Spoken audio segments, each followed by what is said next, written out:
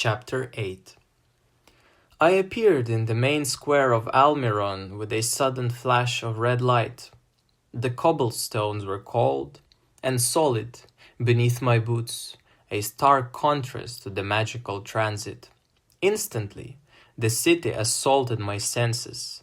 The air thrummed violently with the overlapping cries of vendors, while gulls wheeled overhead.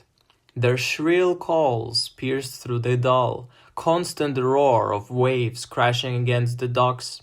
The wind carried a sharp, briny bite, threading through the crowded square like a restless guest. I adjusted my cloak as its hem whipped around my legs in a sudden gust, letting my gaze sweep the scene to absorb its raw, chaotic vitality. The square was a theater of motion.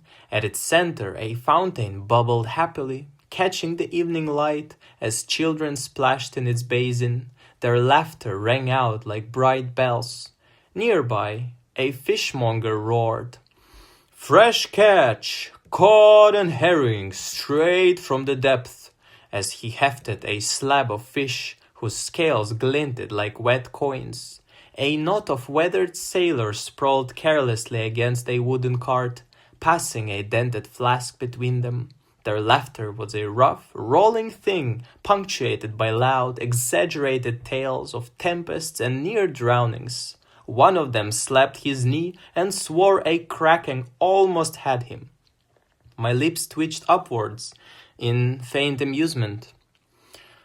Simple souls, tethered to simple joys, I mused. Do they ever wonder what lies beyond their nets? I drifted towards the port. My steps were precisely measured.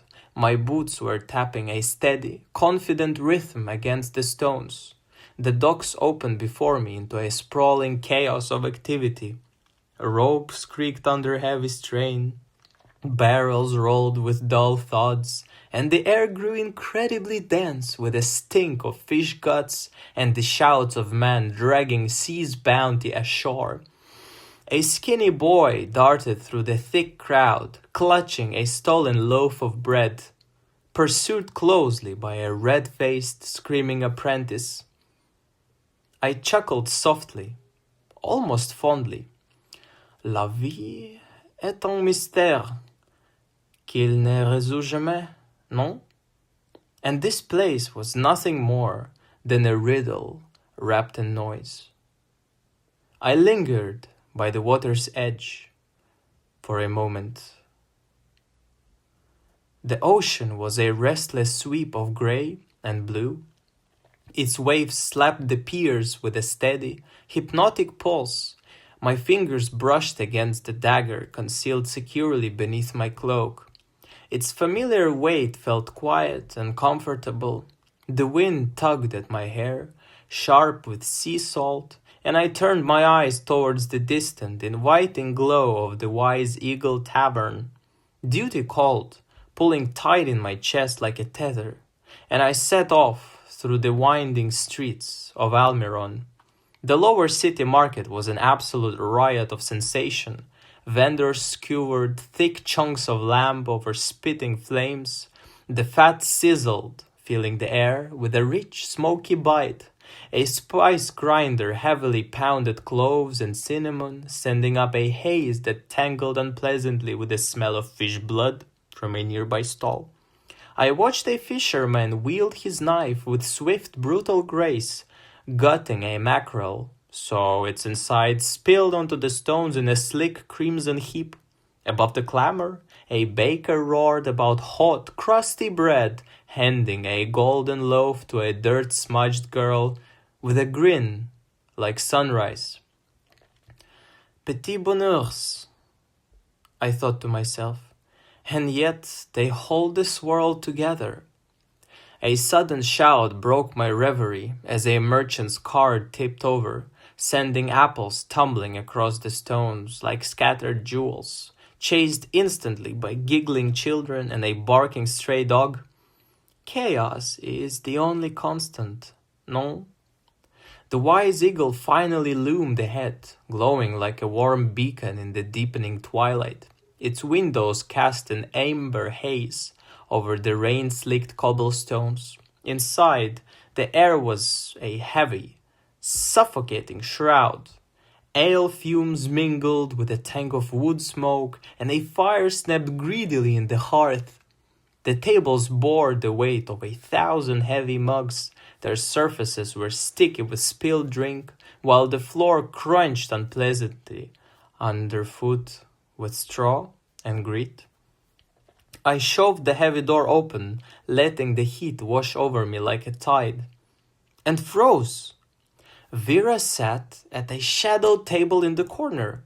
Her brown hair glowed faintly in the firelight, and her shoulders were hunched as if she was carrying a massive, invisible weight.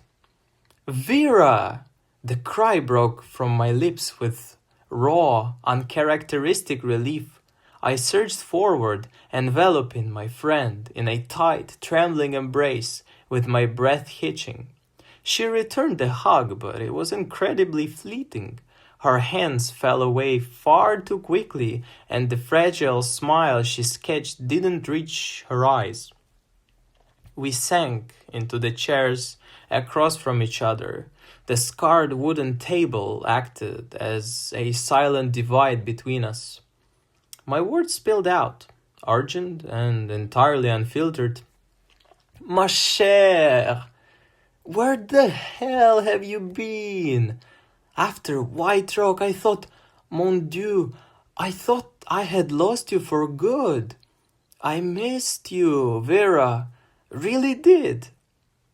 Vera's gaze dropped instantly to her mug.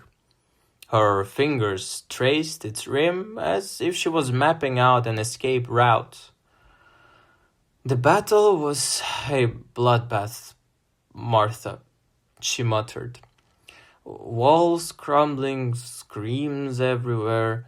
I got out by the skin of my teeth. Ran till my lungs burned. Ended up here, hiding from the wreckage. I leaned in, my brows knitted together, my voice sharpened. A week! Vera, 7 damn days and not a whisper? You could have sent a bird, a note. Hell, you could have crawled back. Why hole up here, in this stinking den? Her laugh was a jagged, ugly thing. She kept her eyes flicked to the side, avoiding the piercing weight of my stare. I needed space, all right? The department has got spies in every shadow. I had to be sure I was clean, she said defensively. My stomach twisted violently. A cold, dreadful thread of suspicion snaked through my gut. You are slippery tonight, mon ami, I said, as my tone laced with warning. What is eating you? You don't seem usual to me. Her smile tightened painfully, and her grip on the mug whitened her knuckles. You are seeing ghosts, Martha, always digging for what's not there. It has been a brutal stretch. Cut me some slack, will you? I studied her closely in the fire's shifting glow. She was too pale, too tense. I knew her tells. Those purple eyes of hers didn't lie, even when her words twisted. But I forced a theatrical grin, leaning back into my chair with a heavy sigh. Fine, truce. I'm starving, let's eat. What's worth a copper here? Fish stew, probably, Vera said, standing up with a quick nod. Thick as mud, but warm. I will fetch it. She moved to step past me. And then she whirled. Her claws flashed in a brilliant silver blur aimed directly at my heart. I twisted entirely on instinct. The lethal strike grazed my shoulder instead, and hot blood immediately started seeping through the red velvet of my dress. I staggered back. Shock and absolute rage collided violently inside me. At that exact moment, the tavern door crashed open. Louis, Sasha, and a fully armed squad of royal guards stormed into the room. Their cloaks billowed like storm clouds, and their swords were drawn and glinted in the firelight. Traîtresse! I hissed at Vera. My own claws snapped out. My voice was a vicious lash of fury and unspeakable hurt. Louis didn't even draw a weapon. He simply raised a hand. Grey mist swirled around him like a living shroud and unleashed an icy, suffocating blast that clawed ruthlessly at my senses. My vision instantly blurred. My legs buckled beneath me. As the world violently tilted into blackness, my final, whispered curse echoed into the void. Merde.